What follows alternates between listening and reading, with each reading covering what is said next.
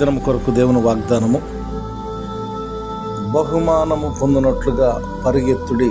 అపోస్తలుడైనటువంటి పౌలు కొరింథీయులకు రాసిన మొదటి పత్రిక 9:24.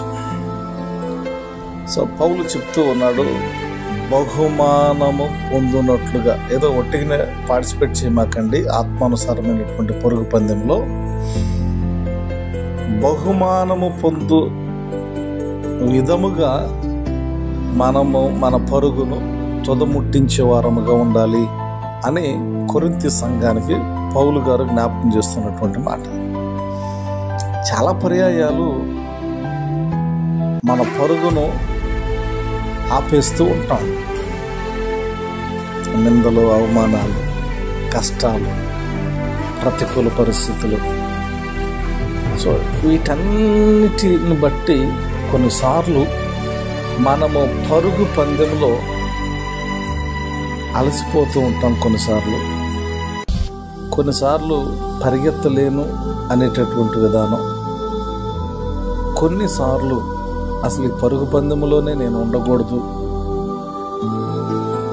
ఇలాగున మనకున్నటువంటి ప్రతికూల పరిస్థితులను బట్టి కృంగిపోయి ఆలోచించేటటువంటి విధానం.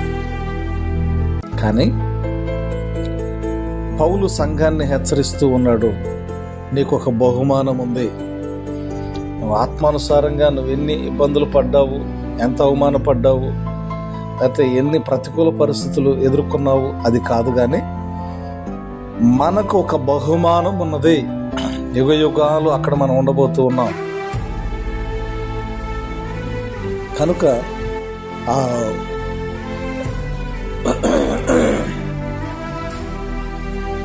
ఆ బహుమానము కొరకు మనము పరిగెత్తేటటువంటి వారముగా ఉండాలి.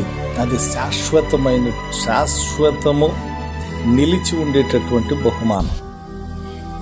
సో ఈ లోకంలో బహుమానాలు అవి ఎన్నదగినవి కాదు, కానీ దేవుడు మన కొరకు ఒక బహుమానాన్ని మన కొరకు సిద్ధపరిచారు.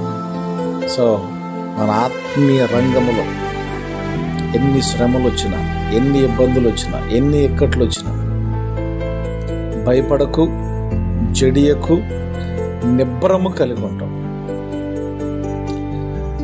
దేవుడు మనకు ఒక చక్కటి బహుమానాన్ని, సంతోషాన్ని, సమాధానాన్ని, ఆకలి దప్పిక లేనటువంటి ఆ పరలోక రాజ్యాన్ని, బహుమానాలు దేవుడు మనకి సిద్ధపరుస్తూ ఉన్నాడు.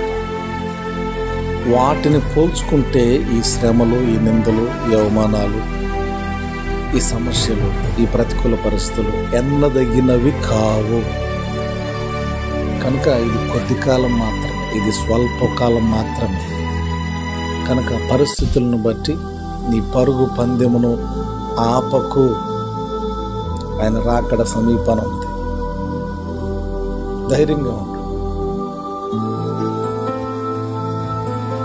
ధైర్యంగా ఉండు, ధైర్యంగా ఉండు. దేవుడు నీకు తోడుగా ఉంటాడు. ప్రార్థన చేసుకుందాం. యేసయ్యా మీకు వందనాలు, స్తోత్రాలు. ప్రత్యేకించి పరుగు పందెములో చాలామంది బహుమానము కోసమే పాలు పంపులు పొందుతారు, కానీ మధ్యలో నీరసించిపోయి, కొంతమంది పడిపోయి, కొంతమంది ఎండ దెబ్బకు పరిగెత్తలేక, మరి కొంతమంది ఆ మార్గములో వేరే వారు డిస్టర్బ్ చేయటం ద్వారా అనేక రీతులుగా పరుగును కడ వరకు తుదముట్టించలేనటువంటి పరిస్థితి. యేసయ్యా, ప్రతి ఒక్కరిని మీరు దర్శించండి నాయన. ఏ ఒక్కరూ నశించి నరకానికి వెళ్ళకూడదన్నదే మీ సంకల్పం. కనుక ప్రతి ఒక్కరి ఆత్మీయ పరుగు పందెములో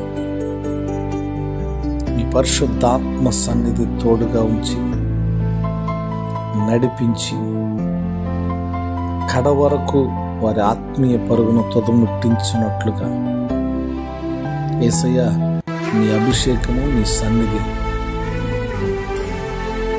వినుచున్న ప్రతి ఒక్కరికి అనుగ్రహించి నడిపించి బహుమానముతో దర్శించండి. ఆ బహుమానము కొరకు ఓపికతో పరిగెత్తేటటువంటి స్థితిని మాకును దయచేయమని. ఆ బహుమానాన్ని పోల్చుకుంటే మేము పడుతున్నటువంటి ప్రతికూల పరిస్థితులు ఎన్నదగినవి కావు అని గుర్తెరిగి నా ఆత్మీయ పరుగు పందెంలో ఓపికతో పరిగెత్తే కృపను మాకును దయచేయమని యేసు నామం పేరిట స్తుతించి ప్రార్థన చేయుచున్నాము తండ్రి.